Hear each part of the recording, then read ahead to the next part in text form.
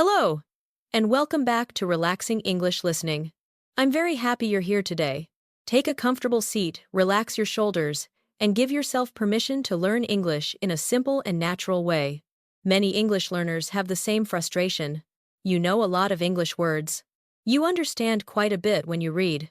You may even recognize grammar rules. But when it's time to speak, your mind suddenly becomes quiet. The words don't come out naturally. You hesitate. You translate.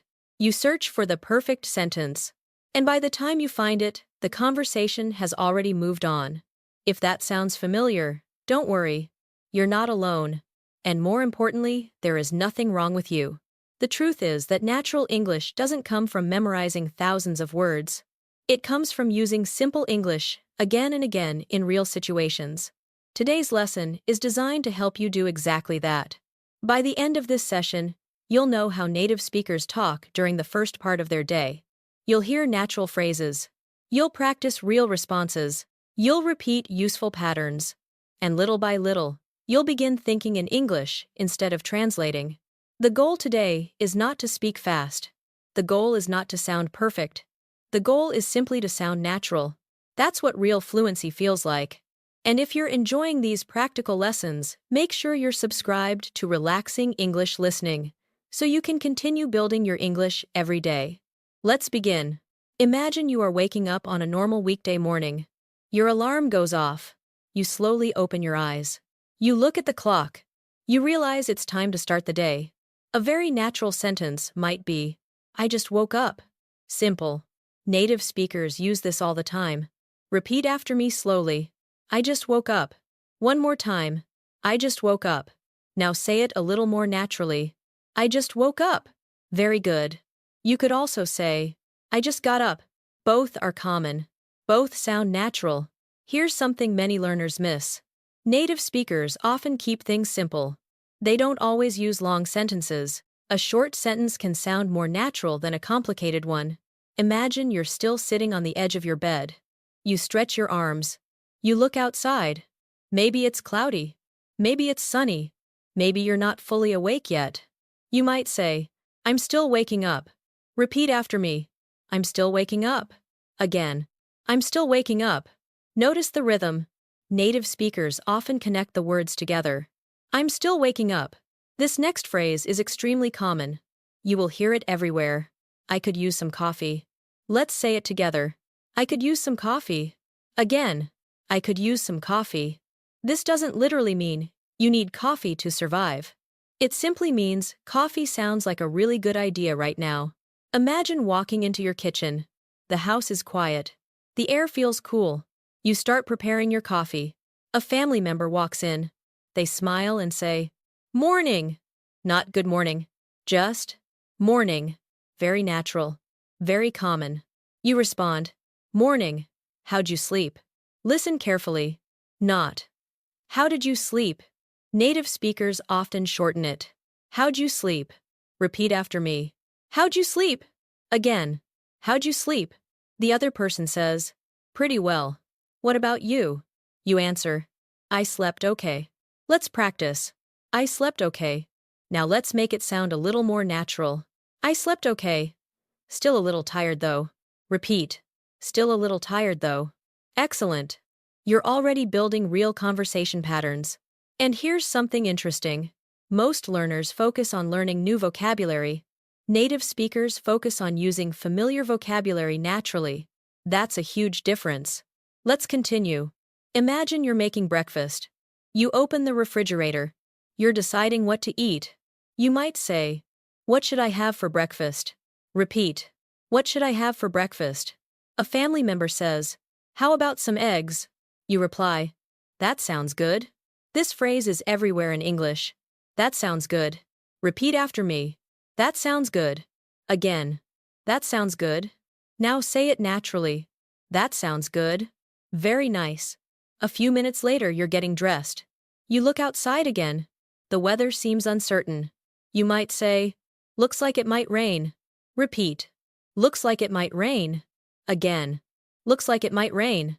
Notice something. The sentence doesn't start with it. Native speakers often shorten sentences. Instead of saying, It looks like it might rain. They often say, looks like it might rain. Much more conversational. Let's take this one step deeper. Imagine you have an important meeting today. You look at the clock. Suddenly, you realize you're running late. A very common phrase is, I'm running a little late. Repeat after me. I'm running a little late. Again. I'm running a little late. This is something you'll hear every day. Native speakers rarely say, I am late. Instead, they often say, I'm running late. Much more natural. Now, let's do a small shadowing exercise. Listen first. I'm running a little late, so I need to leave soon. Now repeat. I'm running a little late, so I need to leave soon. Excellent. Notice how one simple phrase grows into a longer sentence. That's exactly how fluency develops. You don't memorize giant sentences. You build them piece by piece. Imagine you're getting ready to leave the house. You check your pockets. You check your bag. You suddenly wonder where your keys are. You might say, where did I put my keys? Repeat. Where did I put my keys? Again. Where did I put my keys? A family member points to the kitchen counter. There they are. You smile. Oh, there they are. This is real English. Simple. Useful. Practical. Let's do a mini conversation. Listen carefully. Morning. Morning. How'd you sleep? Pretty well. What about you? I slept okay. Still a little tired though. Coffee will help. I hope so. That conversation is short, but it sounds real. And that's exactly what we're aiming for.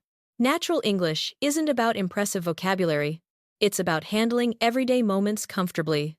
Now it's your turn. Think about your own morning. Maybe you woke up early. Maybe you slept in. Maybe you already had coffee. Create one sentence about your morning. Say it quietly in your mind. Or say it out loud. Take a moment. Good. Every small sentence you create is training your brain to think in English. That's how progress happens. Not through perfection. Through repetition. Through exposure. Through use. And something interesting begins to happen after enough practice. You stop translating. You stop building sentences word by word. Instead, the English starts arriving automatically. That moment feels amazing. And we're moving toward that moment together. As your morning continues, you're about to leave the house and interact with other people. The English changes slightly. The energy changes. The conversations become more social. And in the next part, you'll discover some of the most common phrases native speakers use when ordering coffee, commuting, and making casual small talk throughout the day. As your morning begins to move a little faster, it's time to step outside and enter a world full of small conversations. These conversations may seem simple. In fact, many learners ignore them completely. But native speakers use these short interactions every single day. And here's something important. Fluency is often built through dozens of small conversations, not a few big ones. Imagine you've just left your house. The air feels fresh. People are walking to work. Cars are moving through the streets.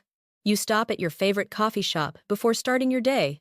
As you walk inside, the smell of coffee fills the room. You join the line. A few people stand ahead of you. You glance at the menu. When it's your turn, the barista smiles and says, "Good morning. What can I get for you?" This is one of the most common questions you'll ever hear. Let's practice a natural response. I'll have a medium latte, please. Repeat after me. I'll have a medium latte, please. Again. I'll have a medium latte, please. Notice something interesting. Native speakers often say, I'll have, instead of, I want. I'll have sounds softer, more natural, more conversational. The barista asks, anything else? You reply, no, that's it. Let's practice. No, that's it. Again. No, that's it. Very natural. Very common. Now let's make it slightly more advanced. No, that's it for now. Repeat. No, that's it for now. Excellent. The conversation continues. The barista says, that'll be $6.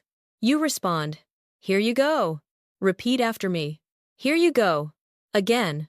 Here you go. This little phrase appears everywhere in English. When you hand someone money, when you give someone a document, when you pass someone a phone, when you hand someone coffee, you simply say, here you go. Native speakers use it constantly. While waiting for your coffee, you notice someone standing nearby. Maybe you've seen them before. Maybe they come here every morning. They smile and say, "Busy morning." Short, simple, natural. Let's practice a response. Yeah, pretty busy. Repeat. Yeah, pretty busy. Again. Yeah, pretty busy. Now let's upgrade it. Yeah, pretty busy. It's been one thing after another. Listen carefully. It's been one thing after another. Repeat. It's been one thing after another. This phrase means many things have happened in a short period of time. Native speakers use it frequently when life feels busy. The other person nods. I know the feeling. Let's practice. I know the feeling. Again. I know the feeling. This phrase shows connection, empathy, understanding, and it sounds much more natural than simply saying, I understand. Imagine, your coffee is finally ready. The barista calls your name. You pick up your drink. As you leave, you hear, have a great day. A natural response is, you too. Not, you have a great day too. Native speakers usually shorten it. Just, you too. Repeat, you too. Again, you too. Now you're walking toward the train station. People are moving quickly. Some are checking their phones. Others are drinking coffee just like you. You arrive at the station and notice a train delay. Someone standing nearby looks at the display screen and sighs. You make brief eye contact. A common small talk opener could be, looks like we're running behind schedule. Repeat after me. Looks like we're running behind schedule. Again. Looks like we're running behind schedule. Notice how native speakers often begin sentences with, looks like. It's incredibly common. Looks like rain. Looks like traffic is bad. Looks like we're late. Looks like it's going to be crowded. This pattern appears everywhere. The other person responds, yeah, happens all the time. Repeat, happens all the time. Again, happens all the time. This phrase is useful because it sounds casual and natural. Let's build a mini conversation. Looks like we're running behind schedule. Yeah, happens all the time. Hopefully it won't be too long. Fingers crossed. Did you hear that last phrase? Fingers crossed. Repeat. Fingers crossed. Again. Fingers crossed. Native speakers say this when they hope something good will happen. It's short, friendly, and you'll hear it often. As you continue your commute, imagine sitting next to someone on the train. Maybe you're both reading. Maybe you're both quietly looking out the window. Then, something unexpected happens. The train suddenly stops. People glance around. Someone says, any idea what's going on? Repeat. Any idea what's going on? Again. Any idea what's going on? This is a very natural way to ask for information. Notice how relaxed it sounds. The other passenger shrugs. No clue. Let's practice. No clue. Again. No clue. This means, I have no idea. But it sounds much more conversational. Native speakers love shortening things. No clue. No idea. Not sure. Beats me. You'll hear these constantly. Here's another phrase you'll hear every day. Can't complain. Imagine someone asks, how's your day going? Instead of saying, good, a native speaker might say, can't complain. Repeat. Can't complain. Again. Can't complain. It means things are generally okay. Maybe not perfect, but not bad. It's a very natural response. Let's shadow a short conversation. How's your day going? Can't complain. How about yours? Pretty good so far. Glad to hear it. Now repeat that entire conversation in your mind. Notice the rhythm.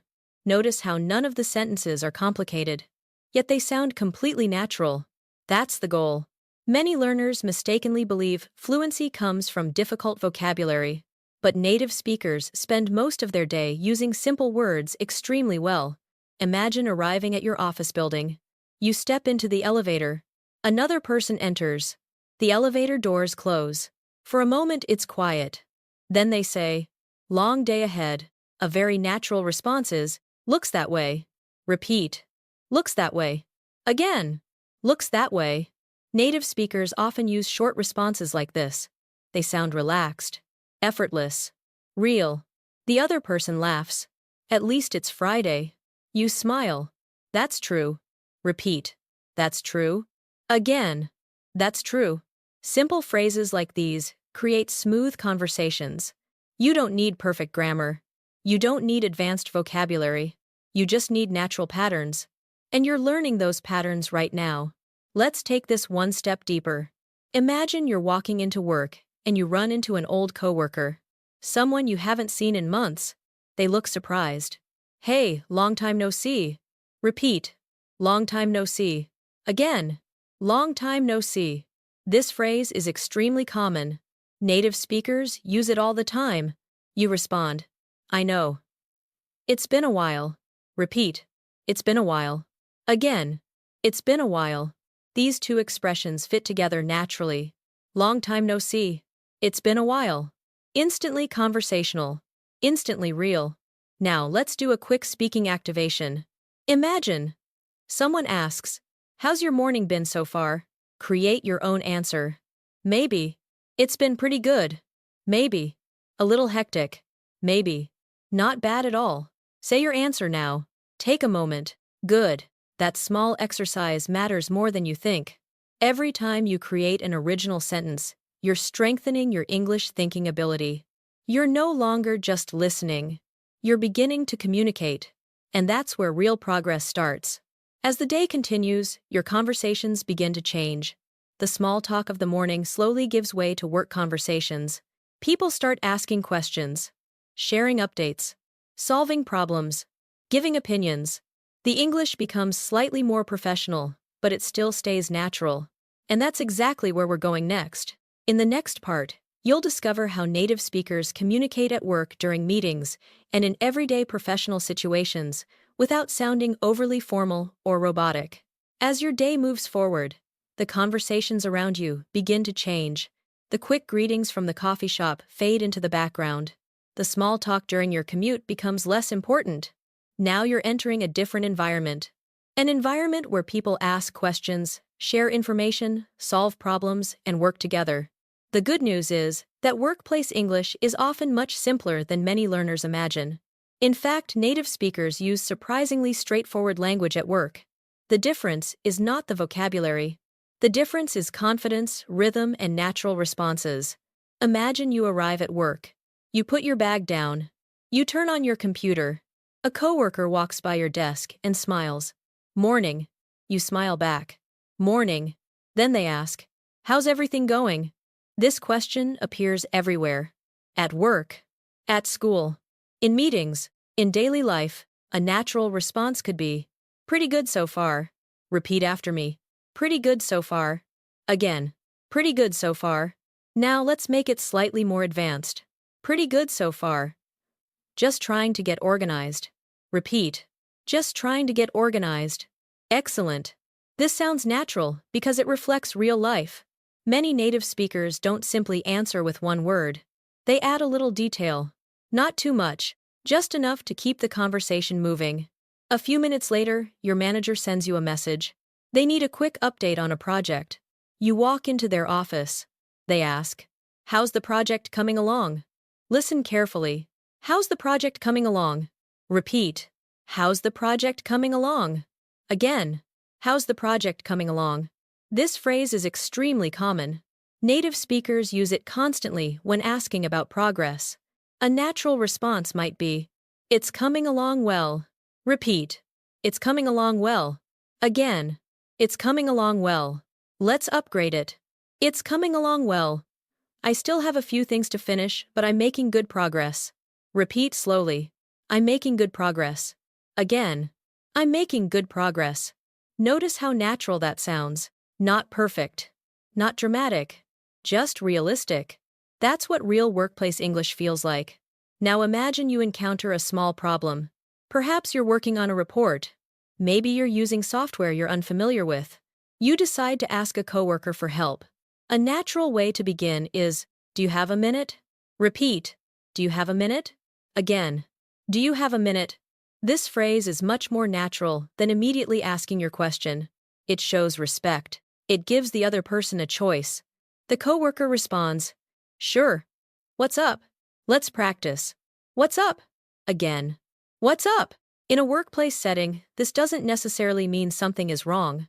It often simply means, "What do you need?" Or, "How can I help?" You explain your problem. The coworker listens. Then they say, "Let me take a look." Repeat, "Let me take a look." Again, "Let me take a look." Native speakers say this constantly. At work, at home, with technology, with paperwork, with almost any problem. Let's create a short dialogue. Do you have a minute? Sure. What's up? I'm having trouble with this report. Let me take a look. Thanks. I'd appreciate that. Now, imagine the conversation happening naturally. Notice how simple every sentence is. Yet together, they create fluent communication. That's an important lesson. Fluency is not about difficult English. It's about smooth English. Let's move a little deeper into the workday. Imagine you're attending a team meeting. Several coworkers sit around a table. Some join online. The meeting begins. A manager starts speaking. You listen carefully. At some point, you want to contribute. Many learners become nervous here. They worry about saying something wrong. But native speakers often use very simple phrases. For example, "I'd like to add something." Repeat, "I'd like to add something." Again, "I'd like to add something." This phrase gives you a polite way to enter a conversation. Another useful phrase is, "I agree." Repeat, "I agree." Again, "I agree." Let's make it more natural. "I completely agree." Repeat, "I completely agree." One more time. "I completely agree." Now imagine you have a different opinion. A native speaker might say, "I see your point, but..." Listen again. "I see your point, but..." Repeat, "I see your point, but..." This is an excellent phrase because it sounds respectful. You're not attacking anyone. You're simply sharing another perspective. This is something native speakers do all the time. Let's practice a mini meeting conversation. "I think we should finish this project by Friday." "I agree. I'd like to add something." "Sure. I think we should schedule another review before Friday." "That's a good idea." Simple, natural, professional. Let's continue. Imagine someone explains a task. You understand most of it, but not everything. Many learners stay quiet. They don't want to interrupt. But native speakers ask for clarification. Constantly. One very useful phrase is, "Could you explain that again?" Repeat, "Could you explain that again?" Again, "Could you explain that again?" This is professional, polite, and completely normal. Here's another one. "Just to make sure I understand." Repeat, "Just to make sure I understand." Again, "Just to make sure I understand." This phrase is powerful. It allows you to verify information without sounding confused. Native speakers use it frequently. Let's take this one step deeper. Imagine your manager gives several instructions very quickly. You want to confirm what you heard. You say, "Just to make sure I understand, you'd like me to finish the report before Thursday." Repeat, "Just to make sure I understand." Excellent. Notice how confident that sounds. You are actively participating in the conversation. And that's exactly what fluency looks like. Now imagine the afternoon arrives. Your energy drops slightly. You still have work to finish. A coworker walks by and asks, "How are you holding up?" This is a very common phrase. Repeat, "How are you holding up?" Again, "How are you holding up?" It means, "How are you doing? Are you okay?" A natural response might be, "I'm hanging in there." Repeat, "I'm hanging in there." Again, "I'm hanging in there." Native speakers love this phrase. It means you're managing. Maybe you're tired. Maybe you're busy. But you're continuing. Let's build a quick conversation. "How are you holding up?" "I'm hanging in there." "Almost done." "Hopefully." "Good luck." "Thanks." Notice how realistic that sounds. No complicated vocabulary. No perfect grammar structures. Just natural communication. And that's exactly what you should focus on. Every time you hear a phrase like this, you're learning something useful for real life. Let's shift briefly into a school environment. Imagine you're attending a class. The teacher explains an assignment. After class, you turn to another student. You ask, "Did you understand everything?" Repeat, "Did you understand everything?" Again, "Did you understand everything?" The other student responds, "Most of it." Repeat, "Most of it." Again, "Most of it." Very natural. Very common. You continue. I think I need to review my notes. Repeat. I think I need to review my notes. Again. I think I need to review my notes. These are exactly the kinds of conversations students have every day. Simple. Useful. Real. Now it's your turn. Imagine you're at work or school. Someone asks, "How's everything going?" Create your own response. Maybe you're busy. Maybe you're relaxed. Maybe you're working on something important. Say your answer now. Take a moment. Good. That small exercise matters. Each time you create your own English sentence, you're moving from learning English to using English. And that's a powerful shift. Many learners spend years studying. Far fewer spend time actually responding. The more you respond, the faster your fluency grows. As the afternoon slowly comes to an end, something interesting begins to happen. The professional conversations start fading away. People begin talking about plans, friends, family, weekend activities, life outside work. The language becomes warmer, more personal, more emotional, and that's exactly where we're heading next. In the next part, you'll learn how native speakers connect with friends, make plans, accept invitations, and build real relationships through everyday English conversations. As the workday begins to slow down, the atmosphere around you changes. The deadlines feel less urgent. The meetings are almost over. People start thinking about what comes next. Maybe dinner with friends. Maybe a quiet evening at home. Maybe a plan for the weekend. The conversations become more relaxed, more personal. And in many ways, these conversations are some of the most important ones you'll ever have in English. Why? Because this is where real relationships happen. This is where people connect. This is where English stops feeling like a subject and starts feeling like a living language. Imagine you're leaving work when your phone buzzes. A message appears on your screen. It's from a friend you haven't seen in a while. The message says, "Hey, how have you been?" Let's practice. How have you been? Again. How have you been? This is one of the most common questions native speakers use when reconnecting with someone. Notice that it sounds warmer than simply saying, "How are you?" It suggests time has passed. The friendship matters. The person genuinely wants an update. A natural response might be, "I've been pretty good." Repeat after me. I've been pretty good. Again. I've been pretty good. Let's make it sound even more natural. I've been pretty good. Just busy lately. Repeat. Just busy lately. Excellent. Native speakers often add small details. Not because they have to, but because it keeps the conversation moving naturally. Your friend replies, "Yeah, same here." Repeat. "Yeah, same here." Again. "Yeah, same here." This tiny phrase appears everywhere. Whenever someone shares an experience you relate to, you can say, "Same here." Simple. Natural. Very common. The conversation continues. Your friend asks, "Want to grab coffee sometime?" Listen carefully. "Want to grab coffee sometime?" Repeat. "Want to grab coffee sometime?" Native speakers often use the phrase, "grab coffee." It doesn't literally mean grabbing coffee. It simply means meeting for coffee. Meeting and talking. Connecting. A natural response could be, "That sounds great." Repeat. "That sounds great." Again. "That sounds great. Let's upgrade it." "That sounds great. It's been too long." Repeat. "It's been too long." Again. "It's been too long." This phrase is extremely useful when reconnecting with friends. Now imagine it's Saturday afternoon. You're walking toward a small cafe downtown. The weather is pleasant. People are sitting outside. You spot your friend waiting at a table. As you approach, they smile. "There you are." Repeat. "There you are." Again. "There you are." You sit down and say, "Sorry I'm late." Repeat. "Sorry I'm late." Again. "Sorry I'm late." Your friend replies, "No worries." Listen carefully. "No worries."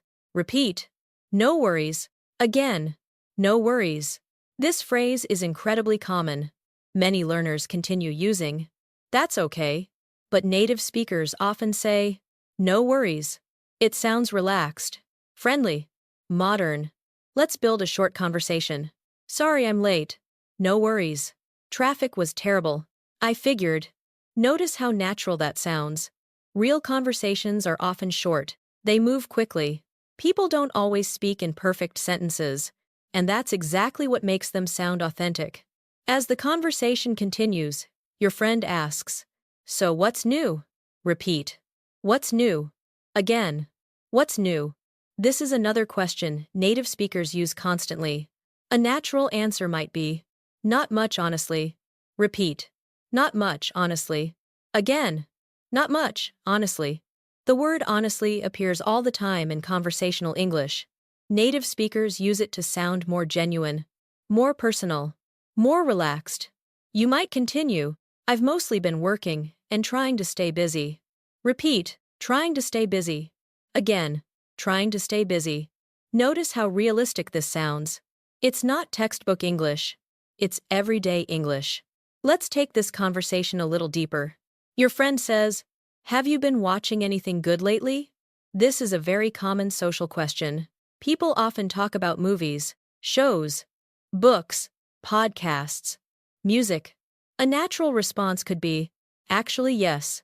Repeat, "Actually, yes." Again, "Actually, yes."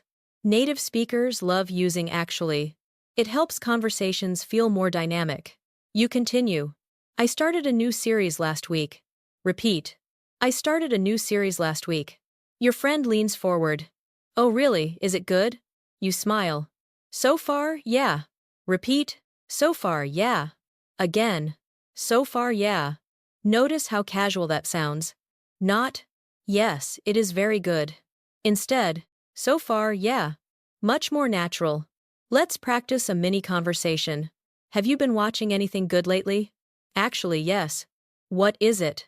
"It's a new mystery series." "Is it good?" "So far, yeah." This is exactly how many native speakers talk with friends. Simple, relaxed, comfortable. Now imagine another situation. A friend invites you somewhere. Maybe a birthday dinner. Maybe a concert. Maybe a weekend trip. They ask, "Do you want to come with us?" Repeat, "Do you want to come with us?" Again, "Do you want to come with us?" A natural response might be, "I'm in." Repeat, "I'm in." Again, "I'm in." This phrase is extremely common. It means, "Yes, count me in.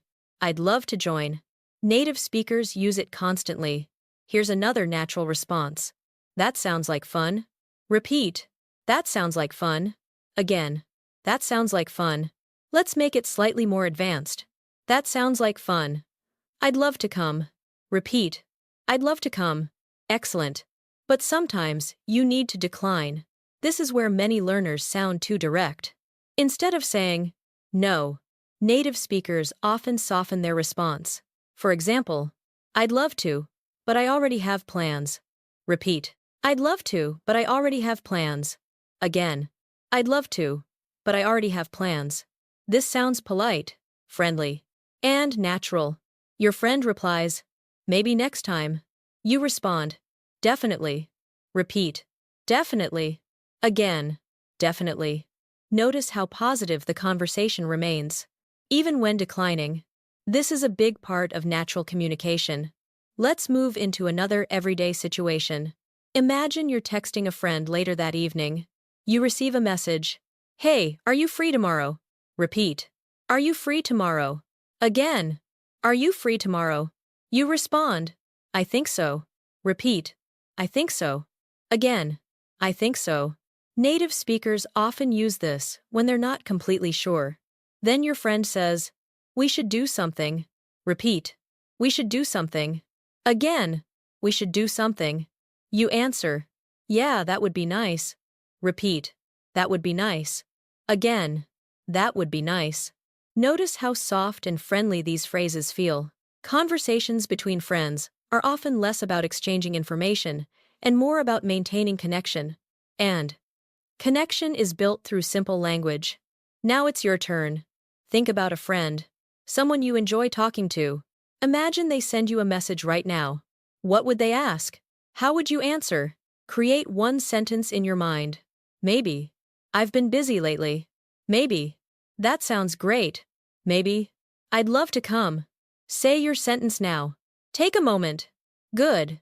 Every sentence you create strengthens your ability to communicate naturally. Every small conversation makes English feel more familiar, and eventually, something wonderful happens. You stop focusing on grammar.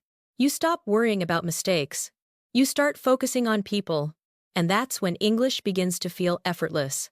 As the evening continues, conversations often become more personal. People stop talking about schedules and plans. They start talking about feelings, stress, excitement, frustration, dreams. The language becomes more emotional, more meaningful. And in the next part, you'll learn how native speakers talk about emotions, support their friends, and express feelings naturally in everyday English. As the evening becomes quieter, conversations often become a little deeper. Earlier, you talked about work. You talked about plans. You talked about meeting friends and spending time together. But when people feel comfortable with each other, they usually begin sharing something more personal. Their feelings, their worries, their excitement, their hopes.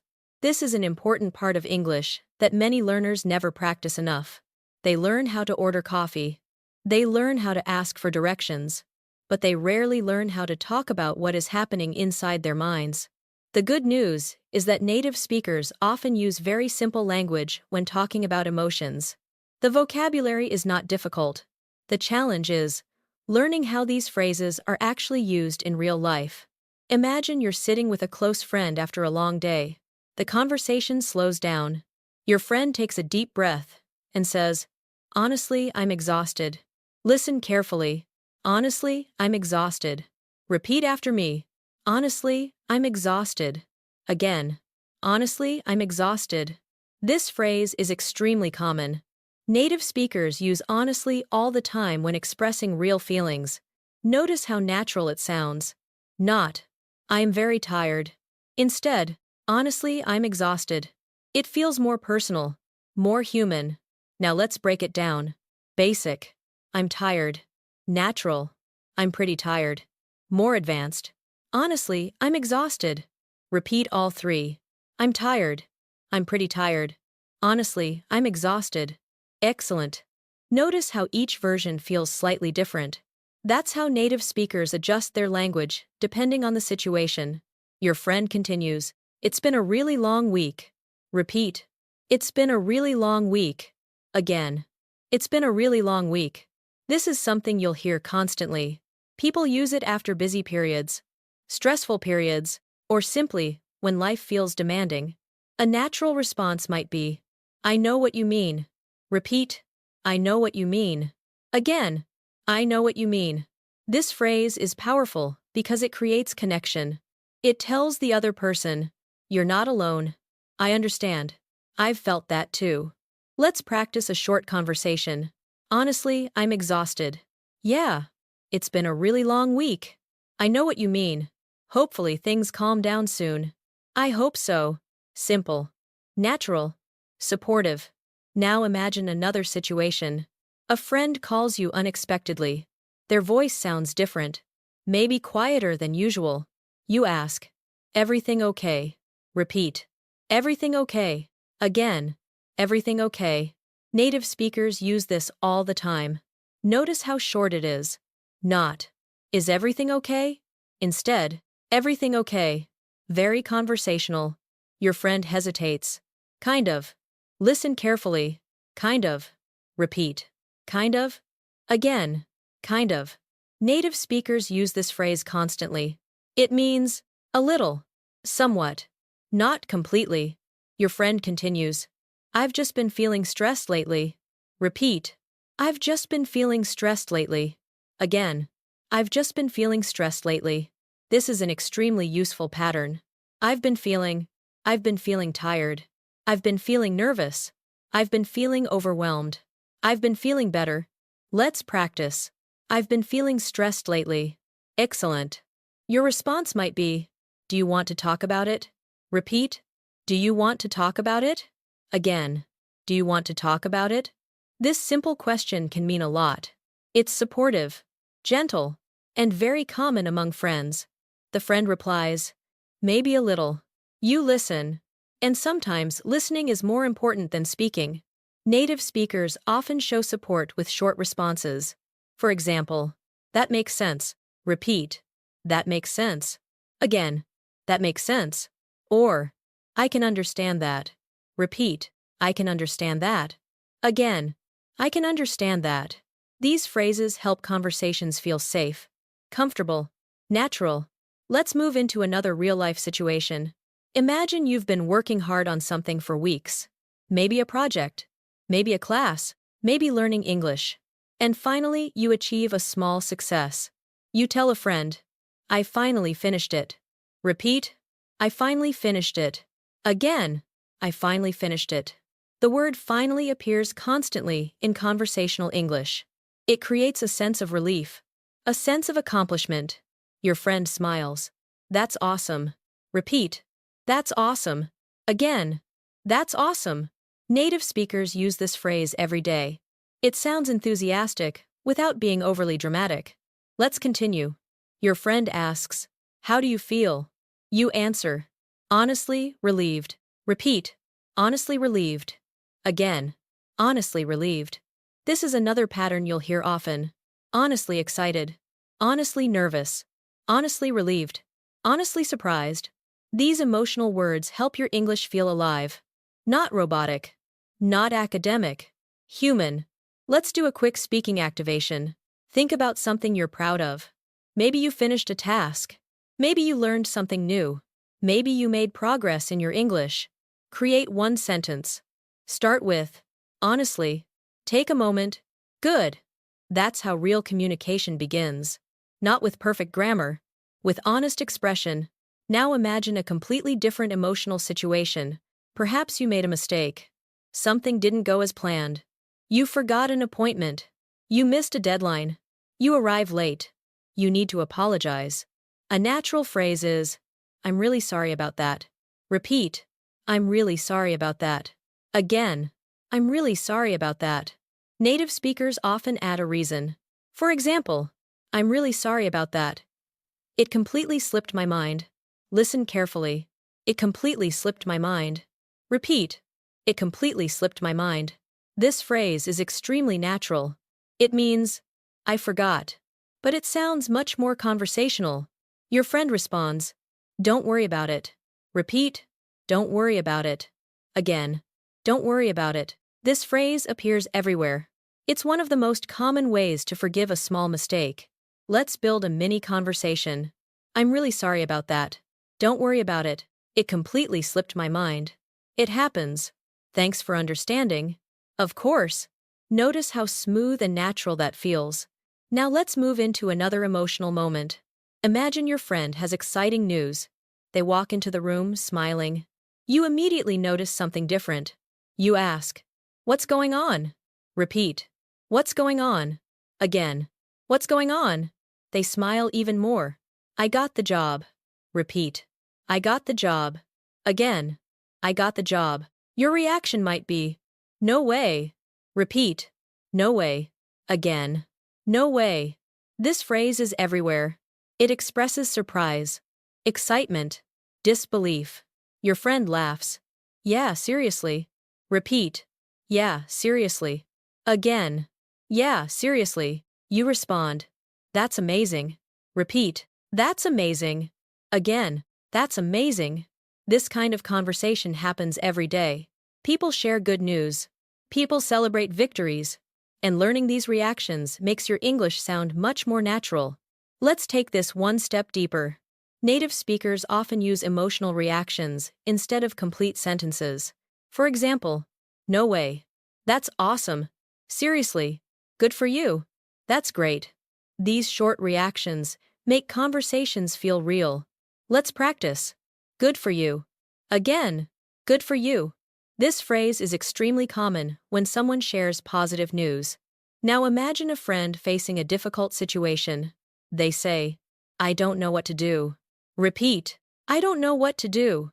Again, I don't know what to do. You don't need a perfect solution. You simply need supportive language. You might say, take it one step at a time. Repeat, take it one step at a time. Again, take it one step at a time. Or, you'll figure it out. Repeat, you'll figure it out. Again, you'll figure it out. Native speakers use these supportive phrases constantly, not because they solve every problem, but because they provide encouragement, and encouragement is an important part of communication. Now it's your turn. Imagine a friend tells you they're feeling stressed. What would you say? Maybe. That makes sense. Maybe. You'll figure it out. Maybe. Do you want to talk about it? Choose one.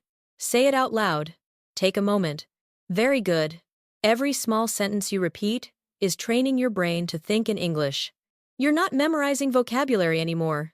You're learning how to connect with people. And that's a major breakthrough. Because language isn't only about information, it's also about emotion, connection, support, friendship. As the evening continues, another type of conversation begins to appear. Real-life problems, unexpected situations, things that need solutions, lost items, travel problems, hotel issues, technology problems, moments when you need help and need to communicate clearly.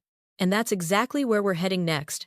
In the next part, you'll learn how native speakers solve everyday problems, ask for assistance, explain situations, and stay calm in real-life English conversations. As life moves forward, not every conversation is about good news, plans, or relaxing with friends. Sometimes things go wrong. Sometimes something unexpected happens. You lose something. A reservation disappears. Your phone stops working. A delivery never arrives. The internet suddenly goes down. Right before an important meeting. These moments can feel stressful. But they also create some of the most useful English conversations you'll ever have. The interesting thing is that native speakers rarely panic with complicated language. Instead, they usually rely on simple, direct phrases. And once you learn these patterns, you'll be able to handle many real-life situations with confidence. Imagine you're leaving a restaurant after dinner. You reach into your pocket. Then you freeze for a second. Your wallet isn't there.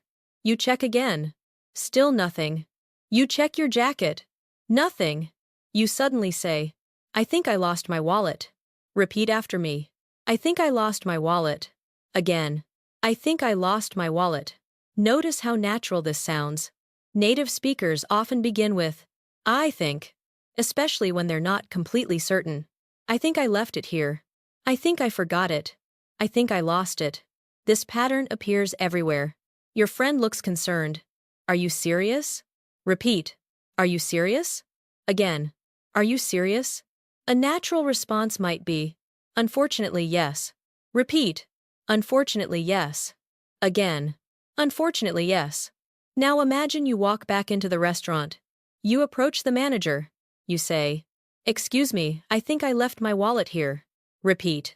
I think I left my wallet here. Again. I think I left my wallet here. The manager responds, let me check. Listen carefully. Let me check. Repeat. Let me check.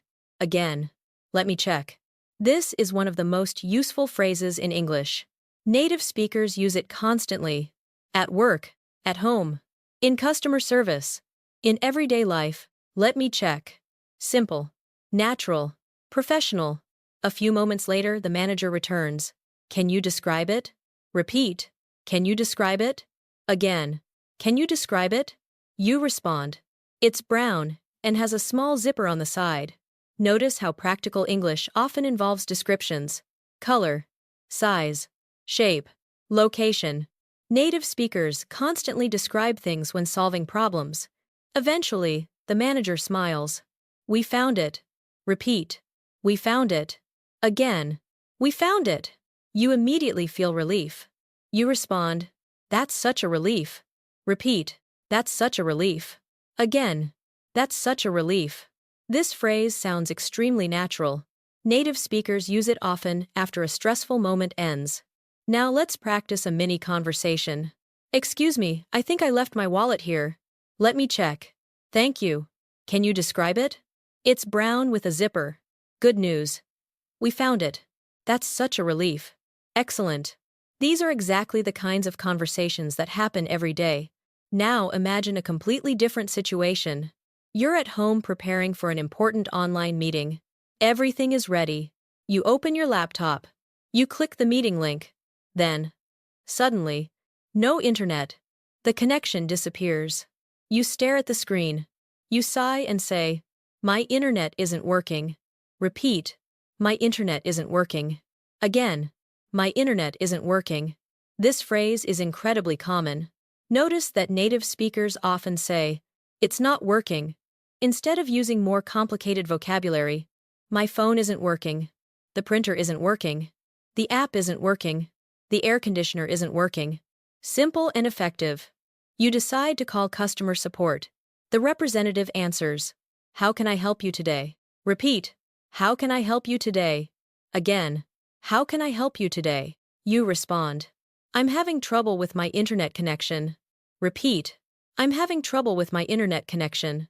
Again, "I'm having trouble with my internet connection." This pattern is extremely useful. I'm having trouble with. I'm having trouble with my account. I'm having trouble with the app. I'm having trouble with my password. You'll hear this everywhere. The representative says, "Let's see what we can do." Repeat, "Let's see what we can do." Again, "Let's see what we can do." This phrase sounds supportive and professional. Native speakers use it often when solving problems together. Now imagine another situation. You're staying at a hotel while traveling. You arrive in your room. Everything looks fine at first. Then you notice the air conditioning isn't working. The room feels hot. You decide to call the front desk. You say, "Hi, there's a problem with the air conditioning." Repeat, "There's a problem with the air conditioning." Again, "There's a problem with the air conditioning." The receptionist responds, "I'm sorry about that." Repeat, "I'm sorry about that." Again, "I'm sorry about that." This is one of the most common customer service phrases in English. Native speakers use it naturally whenever something goes wrong. The receptionist continues, "We'll send someone right away." Repeat, "We'll send someone right away." Again, "We'll send someone right away." Notice how simple the language is. No complicated grammar, just practical communication. And that's what real fluency often looks like. Let's shift to another everyday situation. Imagine you're walking through a busy shopping center. You suddenly realize your phone battery is almost dead. 1%. You need directions. You approach someone and ask, "Excuse me, could you help me?" Repeat, "Could you help me?" Again, "Could you help me?" This phrase is incredibly important, polite, natural, and useful almost everywhere. The person smiles. "Sure." You continue, "I'm trying to find the train station." Repeat, "I'm trying to find the train station." Again, "I'm trying to find the train station." Native speakers often use "I'm trying to" instead of simply saying, "I want to." For example, "I'm trying to find it." "I'm trying to learn English." "I'm trying to call my friend." "I'm trying to figure it out." Very natural. The person points down the street. "It's about 5 minutes that way." Repeat, "It's about 5 minutes that way." Again, "It's about 5 minutes that way." You smile. "Thanks. I appreciate it." Repeat, "I appreciate it." Again, "I appreciate it." This phrase sounds warmer than simply saying thank you, and native speakers use it often. Let's do a quick speaking activation. Imagine you're lost in a new city. You need help. What would you say? Start with, "Excuse me." Create your own sentence. Take a moment. Good. The more you practice these situations mentally, the more prepared you'll feel when they happen in real life. Now let's move into another common problem. A delivery arrives at your home. You open the package, but it's the wrong item. You immediately think, "That's not what I ordered." Repeat, "That's not what I ordered." Again, "That's not what I ordered." This sentence is extremely useful. You can use it in restaurants, online shopping, stores, almost anywhere.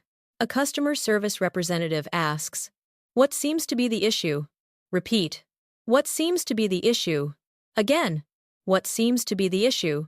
You respond, "I received the wrong item." Repeat, "I received the wrong item." Again, "I received the wrong item."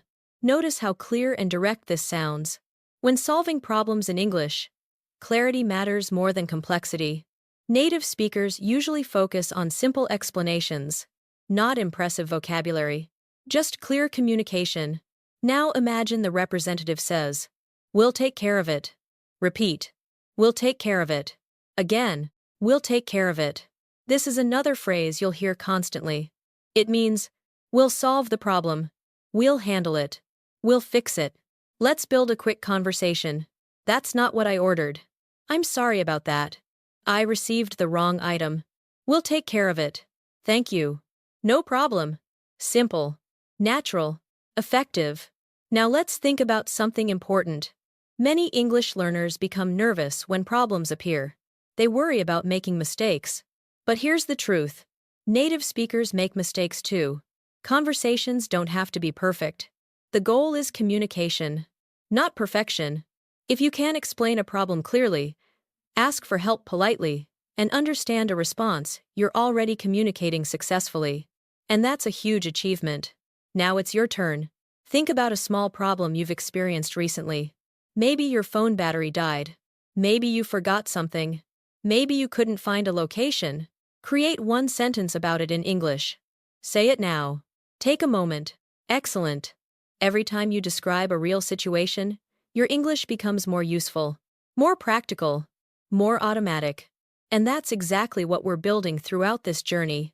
As we move beyond solving problems, conversations often become lighter again. People begin talking about things they enjoy. Travel, food, hobbies, weekend adventures, interesting experiences, moments that bring energy and excitement into life. And that's exactly where we're going next. In the next part, you'll learn how native speakers talk about hobbies, travel experiences, future plans, and the activities that make everyday life enjoyable. After solving problems and handling unexpected situations, life often becomes a little lighter again. The stressful moments pass, the urgent conversations end, and people naturally return to talking about things they enjoy, their hobbies, their favorite places, their travel experiences, their plans for the future. These conversations are everywhere. You hear them at lunch, at family gatherings, during weekend trips, while chatting with friends, and they're some of the most enjoyable conversations to have in English because they allow you to express your personality. Imagine, it's a Saturday morning. The weather is beautiful. You meet a friend for breakfast. The restaurant is relaxed. The atmosphere feels comfortable. As you sit down, your friend asks, "So what have you been up to lately?" Listen carefully. What have you been up to lately? Repeat after me. What have you been up to lately? Again. What have you been up to lately? This is one of the most common questions native speakers ask when catching up. It means, what have you been doing? What's been happening in your life? A natural response might be, not much, honestly. Repeat, not much, honestly. Again, not much, honestly. Then you could continue. I've been spending a lot of time reading lately. Repeat, I've been spending a lot of time reading lately. Again, I've been spending a lot of time reading lately. Notice this useful pattern. I've been spending a lot of time. I've been spending a lot of time working. I've been spending a lot of time exercising. I've been spending a lot of time learning English. Native speakers use this structure all the time. Your friend smiles. That's great. Then they ask, what kind of books do you like? Repeat. What kind of books do you like? Again. What kind of books do you like? A natural response could be, I usually enjoy mystery novels. Repeat. I usually enjoy mystery novels. Again. I usually enjoy mystery novels. Notice how simple and conversational that sounds. You don't need advanced vocabulary. You simply need clear and natural English. The conversation continues. Your friend says, I've been trying to read more too. Listen carefully. I've been trying to read more too. Repeat. I've been trying to read more too. Again. I've been trying to read more too. This phrase is incredibly useful. I've been trying to. I've been trying to eat healthier. I've been trying to save money. I've been trying to improve my English. You'll hear native speakers use this pattern constantly. Now let's practice a mini conversation.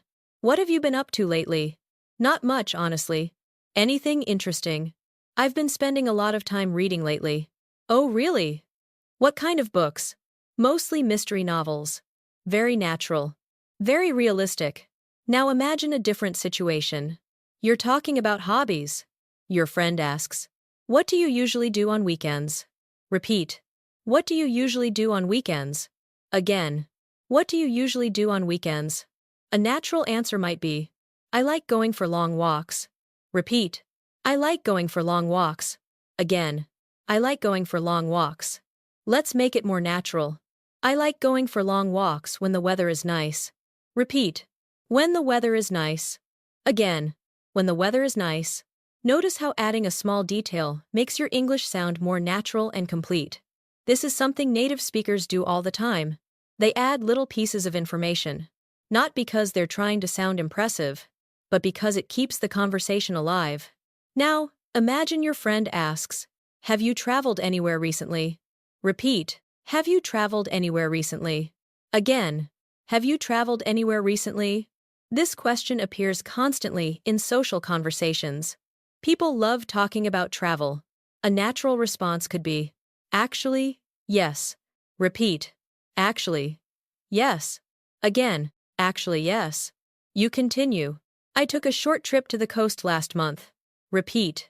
I took a short trip to the coast last month. Again. I took a short trip to the coast last month. Your friend immediately becomes curious. How was it? Repeat. How was it? Again. How was it? Native speakers ask this question constantly. Not just about travel. About movies, restaurants, events, experiences. A natural response might be, it was amazing. Repeat. It was amazing. Again. It was amazing. Let's make it more descriptive. It was amazing. The weather was perfect. Repeat. The weather was perfect. Again. The weather was perfect. Notice how easy it is to build longer answers. Start simple. Then add details. That's exactly how fluent speakers communicate.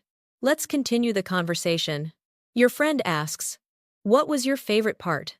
Repeat. What was your favorite part? Again. What was your favorite part? You respond, honestly, watching the sunset. Repeat. Honestly, watching the sunset. Again. Honestly, watching the sunset. The word honestly appears again. Native speakers use it constantly because it adds personality and sincerity. Now imagine another travel situation. You're planning a future trip. You say, I'm thinking about visiting Japan next year. Repeat. I'm thinking about visiting Japan next year. Again. I'm thinking about visiting Japan next year. This pattern is incredibly useful. I'm thinking about. I'm thinking about changing jobs. I'm thinking about moving. I'm thinking about taking a class. You'll hear this structure every day. Your friend responds, that sounds exciting. Repeat. That sounds exciting. Again. That sounds exciting. Then they ask, have you ever been there before? Repeat. Have you ever been there before? Again. Have you ever been there before? You answer, no, but I've always wanted to go. Listen carefully. I've always wanted to go. Repeat. I've always wanted to go. Again. I've always wanted to go. This phrase is extremely common. Native speakers use it whenever they're talking about dreams, goals, or future experiences. Let's build a short conversation. I'm thinking about visiting Japan next year. That sounds exciting. Have you ever been there before? No, but I've always wanted to go. I hope you get the chance. Me too. Simple, natural, and very realistic. Now let's shift into another area of conversation. Food. Few topics appear more often in daily English than food. Imagine you're talking with friends during lunch. Someone asks, what's your favorite food? Repeat. What's your favorite food? Again. What's your favorite food? You respond, that's a tough one. Repeat. That's a tough one. Again. That's a tough one. Native speakers use this phrase constantly when a question doesn't have an easy answer. You continue. I'd probably say, Italian food. Repeat. I'd probably say Italian food. Again. I'd probably say Italian food. Notice how natural I'd probably say sounds. Much more conversational than simply stating an answer.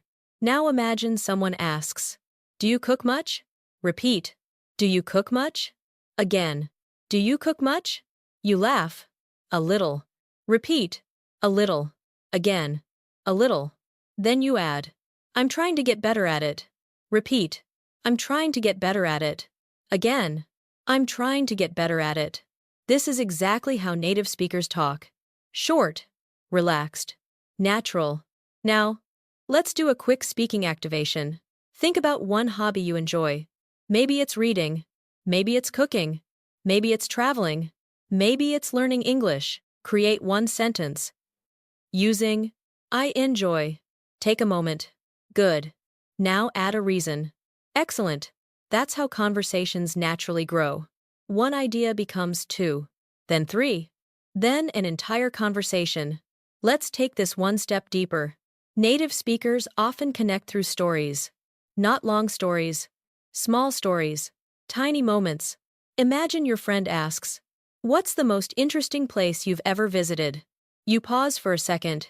Then you say, "That's easy." Repeat, "That's easy." Again, "That's easy."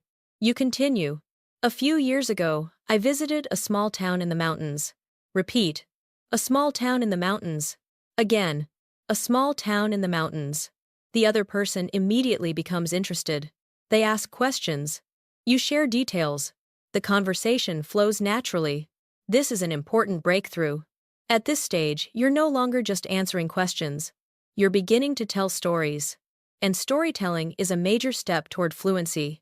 Because storytelling allows you to express experiences, emotions, and memories. It allows your personality to appear in English. And when your personality appears, English stops feeling like a foreign language. It starts feeling like your language. Now it's your turn. Think about a place you've enjoyed visiting. Create one sentence about it. Maybe, "It was beautiful." Maybe, "The food was amazing." Maybe, "I'd love to go back someday." Say it now. Take a moment. Very good. Every sentence you create is another step forward. Every story you tell helps build confidence. And confidence is one of the most important parts of fluency. As our conversations continue, we begin moving beyond experiences and hobbies. We start talking about something even more personal. Our goals, our routines, our future, the habits we're trying to build, the person we're trying to become. And that's exactly where we're heading next. In the final part, you'll learn how native speakers talk about personal growth, daily routines, future plans, and how thinking in English can become a natural part of your everyday life. As we reach the final part of today's practice session, something important has already happened. You may not have noticed it immediately, but if you've stayed with me this far, you've already spent a significant amount of time listening to English in a natural way. You've practiced conversations. You've heard useful phrases. You've followed situations from morning to evening. You've listened to friends talking, coworkers, communicating travelers, asking questions, and people sharing their thoughts and feelings. And now we're arriving at one of the most important stages of fluency, thinking in English. For many learners, this feels like a distant goal, something that only advanced speakers can do. But the truth is much simpler. Thinking in English starts with very small moments, small observations, small decisions, small sentences. Imagine it's early morning again. A new day is beginning. You wake up. You sit up in bed. The room is quiet. Instead of immediately thinking in your native language, you say something simple in English. Maybe, "It's going to be a busy day." Repeat after me. "It's going to be a busy day." Again. "It's going to be a busy day." Notice how simple that is. You don't need a conversation partner. You don't need a textbook. You simply describe your reality. That's how thinking in English begins. A few minutes later, you're standing in your kitchen. You open the refrigerator. You notice you're almost out of milk. You quietly think, "I need to buy some milk later." Repeat, "I need to buy some milk later." Again, "I need to buy some milk later." This is exactly how native speakers think. Not with complicated grammar. Not with perfect sentences. Just practical thoughts connected to everyday life. Now imagine you're getting ready for work. You look outside. The sky is cloudy. You think, "I should probably bring an umbrella." Repeat, "I should probably bring an umbrella." Again, "I should probably bring an umbrella." The phrase, "I should probably," is extremely common. Native speakers use it constantly. "I should probably leave soon." "I should probably call her." "I should probably get some sleep." Very natural. Very useful. The more often you use these small thoughts, the easier English becomes. Let's take this one step deeper. Imagine you're driving to work or walking through your neighborhood. You see a new restaurant. You think, that place looks interesting. Repeat. That place looks interesting. Again. That place looks interesting. Notice something. You're not translating. You're reacting. And that's a huge breakthrough. Many learners spend years translating. But fluent speakers react directly. See something. Think something. Say something. Without translation. Without hesitation. That's the direction we're moving toward. Now, imagine you're sitting at your desk. You have several tasks to complete today. You look at your schedule and think, let's start with the easiest one. Repeat. Let's start with the easiest one. Again. Let's start with the easiest one. Native speakers often talk to themselves internally like this. Small instructions. Small decisions. Small reminders. These moments happen hundreds of times every day.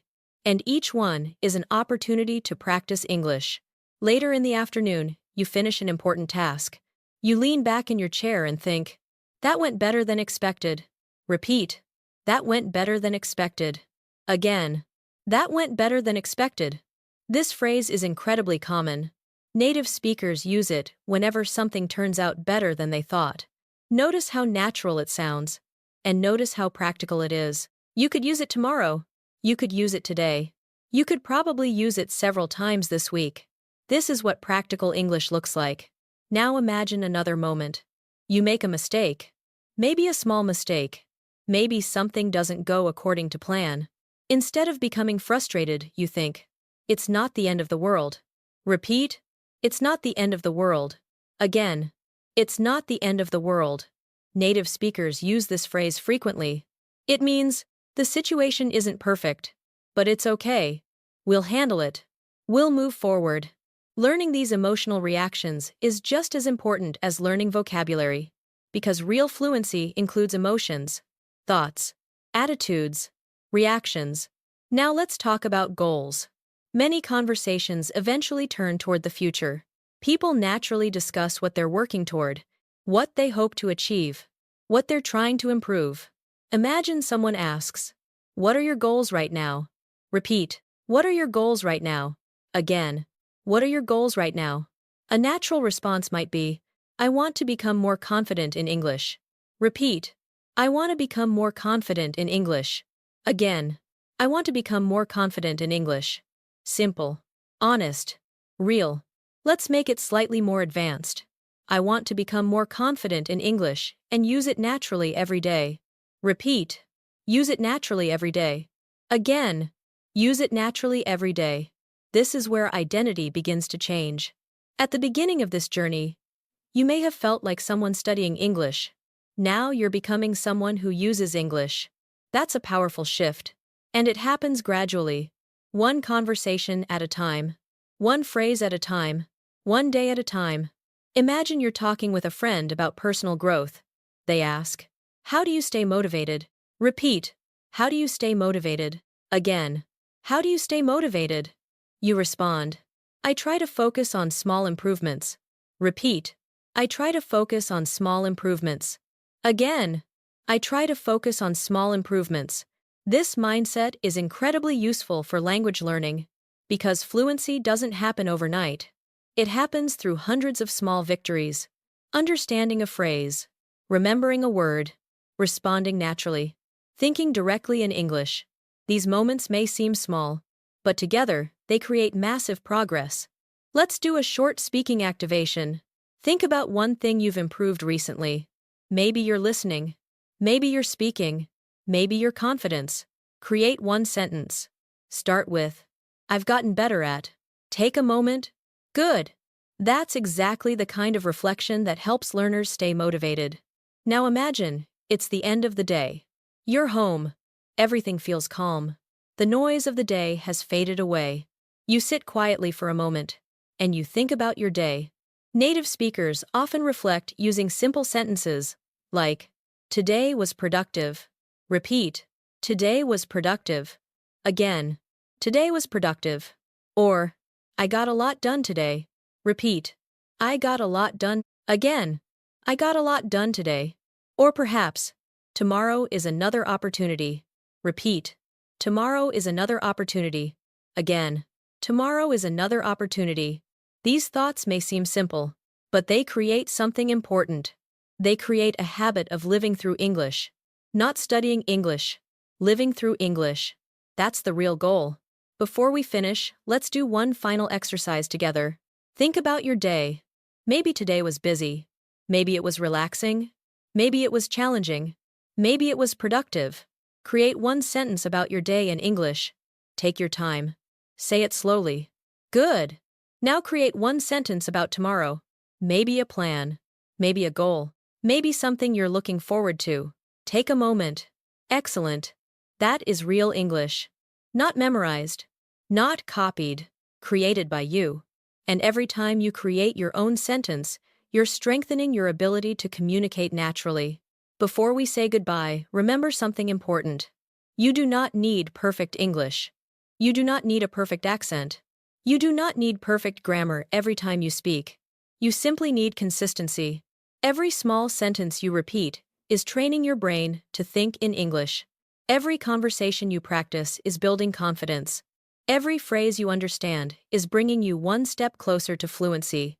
You've already made progress today, more than you might realize. And the next step is simple.